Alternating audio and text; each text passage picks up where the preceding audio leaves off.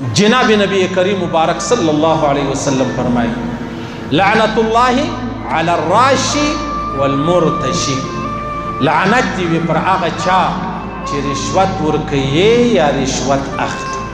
بیا بل حدیث کې راځي پیغمبر علیه الصلاۃ والسلام فرمایي الراشي والمرتشي کلاهما فی النار، رشوت ورکول والا اخیستل والا دا دواړه جهنمین دي، دا دواړه جهنمین دي. هغه څنګه خبره ده؟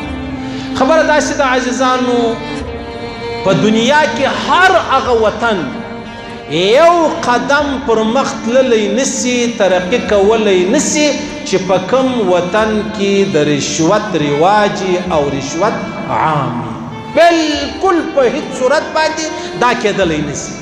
ګوره عبدالله ابن مسعود فرمایي وای کچیرې یو قاضي را ولاړ سو پیسې یې واخیستلې فیصله یې وکړله، کچیرې یو دریم را ولاړ سو پیسې یې واخیستلې فیصله یې وکړله، کچیرې یو جرګې والا را ولاړ سو د یوه فریق د یوه طرف د یوه ګروپ پسې پیسې واخیستلې او بیا یې فیصله ور وکړله، د الله رسول فرمایي دې کفر وکړي، د الله رسول فرمایي دې کفر وکړي، کفر ولګوئ.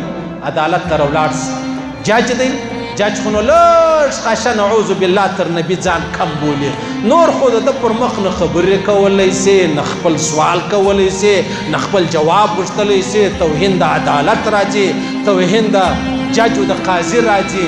بیا هلته د ده چې کوم دلال ملال دی د هغه سره میلاو سه، قرار به ستا په حق کې فیصله وکړي. 100 روپۍ غواړي، 100 روپۍ غواړي، تا 2 روپۍ راکا بس قرار ستا په حق کې فیصله وکړي. دا زموږ تقریبا 99% ججان وکیلان هغه د دې خبرو سره میلاو دي. بیا وګورئ زما او ستا په وطن کې ولې بد امني ده؟ لویه بنیادي وجه دا ده یو سړی قتل وکړي بله ورځ د باندې ګرځي، یو سړی غلا وکړي بله ورځ د باندې ګرځي، او یو سړی را ولاړ سي د چا کور ته ور واوړي او بیا څه وکړي، بیا بله ورځ قرار بېغمه ګرځي. په دنیا پاکستان کې نه دی، تر ټولو زیات زورور غل دی.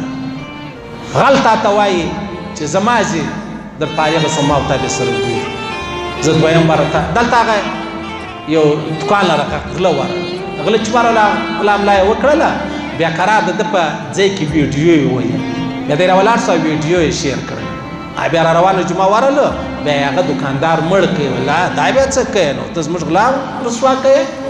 هغه غل بیا څوس چې مړ یې کوي هغه څوس. د الله رسول فرمایي چې په کوم وطن علاقه کې چې شي راسي هلته رشوت عام سي، د الله رسول فرمایي د غیر رعب الله پر دوی واچي، د غیر رعب.